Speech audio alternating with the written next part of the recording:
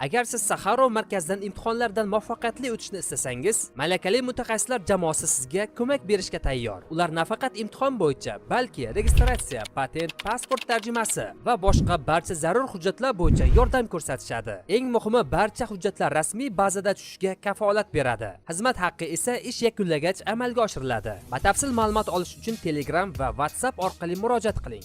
Assalomu alaykum, Reformuz kanalining obunachilari va internet foydalanuvchilari. Biz boshladik. Perimetr o'lik qo'l tizimi nima va u qanday ishlaydi? Perimetr tizimi nima? Perimetr G'arbda o'lik qo'l nomi bilan mashhur, bu Rossiyaning yadroviy zarbaga kafolatlangan javob qaytaruvchi avtomatlashtirilgan tizimidir. U dushman tomonidan yadroviy hujum uyushtirilib, mamlakatning barcha tirik qo'mondonlik punktlari ishdan chiqqan taqdirda yadroviy raketalarni avtomatik tarzda uchirish uchun mo'ljallangan. Tizim qachon va nima uchun yaratilgan? O'lik qo'l haqida ilk bor 1993-yilda New York Times gazetasi Rossiyaning qiyomat kuni mashinasi nomli maqolasida yozgan edi. Nashrning ma'lumotiga ko'ra, AQSh razvedkasi ushbu tizim haqida 1984-yilning noyabrida 40 daqiqalik farq bilan ikkita uzoq masofali raketa sinov tariqasida uchirilganini payqab qolganida xabar topgan.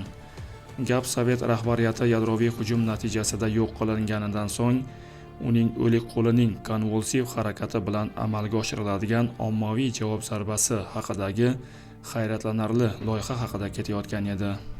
New York Times yozishicha, Sovet Armagedon ustalari bu tizimni 1970-yillarda to'satdan berilgan yadroviy zarba tufayli arsenal falaj bo'lib qolishining oldini olish uchun ishlab chiqishgan. Tizim SSR oliy rahbariyati likvid qilingan taqdirda minglab yadroviy kallaklarni avtomatik ravishda uchirishni nazarda tutadi. Nashrning ta'kidlashicha, 1990-yillarda ham bu qiyomat mashinasi mavjud bo'lgan va ruslar uni modernizatsiya qilish uchun katta mablag' sarflagan.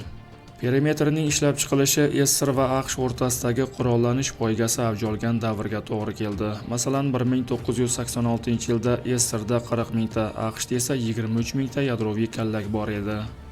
Perimetr tizimi 1985-yil yanvarida jangovar navbatchilikka qo'yilgan. 1984-yilgi sinovlarda qo'mondonlik raketasi Polotsk hududidan uchirilib, Baykonurdagi SS-18 Satan raketasiga uchirish buyrug'ini muvaffaqiyatli uzatgan va nishon Kamchatkadagi poligonda yo'q qilingan. Perimetr tizimi nimalardan iborat?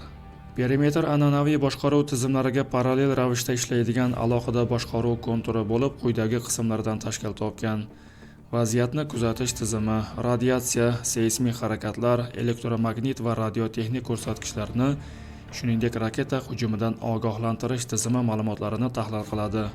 Ushbu belgilar yig'indisi asosida Rossiyaga qarshi keng ko'lamda yadroviy hujum bo'layotgani aniqlanadi.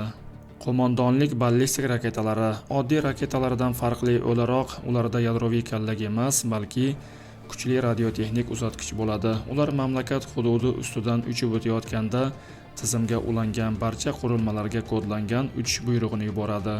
Qabul qilish uskunalari, raketa shaxtalari, mobil qurilmalar, suvosti kemalari va strategik aviatsiyadagi qabul qilgichlar qo'mondonlik raketasidan kelgan signalni deshifrlaydi va uchish algoritmini ishga tushiradi.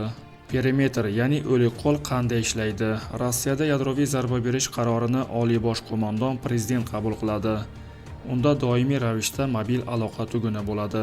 Rasmiy ma'lumotlarga ko'ra, Kazbek deb ataluvchi bunday qurilma 3 kishida, prezident, mudofaa vaziri va bosh shtab boshlig'ida bo'ladi. Zarba berish uchun har uchala qurilmadan tasdiq talab etiladi. Ammo perimetr tizimi rahbariyatdagi tirik odamlar buyruq bera olmay qolgan vaziyatda ishga tushadi.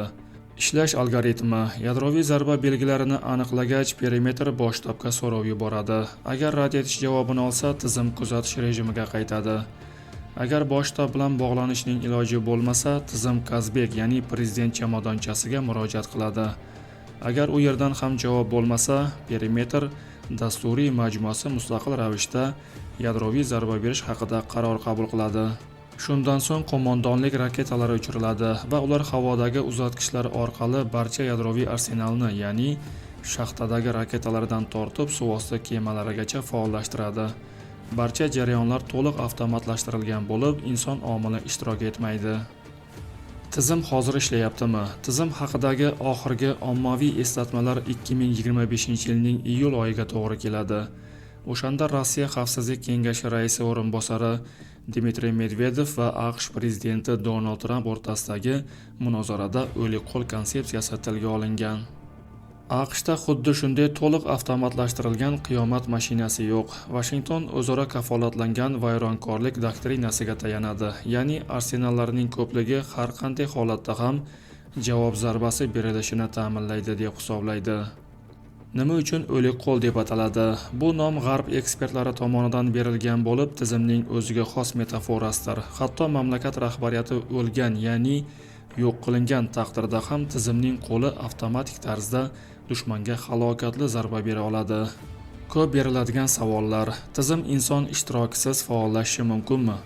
Ha, agar yadroviy hujum belgilari kuzatilsa va rahbariyat bilan aloqa uzilsa, tizim mustaqil qaror qabul qila oladi. Biroq uni dastlab jangovar holatga o'tkazish baribir rahbariyat tomonidan amalga oshiriladi. U oddiy boshqaruvdan nimasi bilan farq qiladi? Oddiy tizimda buyruqni tirik odamlar beradi. Perimetr esa zaxiradagi aloqa yo'li bo'lib, aloqa vositalari va qo'mondonlik yo'q qilingan eng og'ir ssenariy uchun mo'ljallangan. Video ostida o'z fikringizni qoldiring, haqorat qilmang. Reforma o'z voqealar rivojini yoritishda davom etadi. Video yoqqan bo'lsa, like bosishni unutmang. Kanalimizga obuna bo'lib, bizni kuzatishda davom eting. Salomat bo'ling.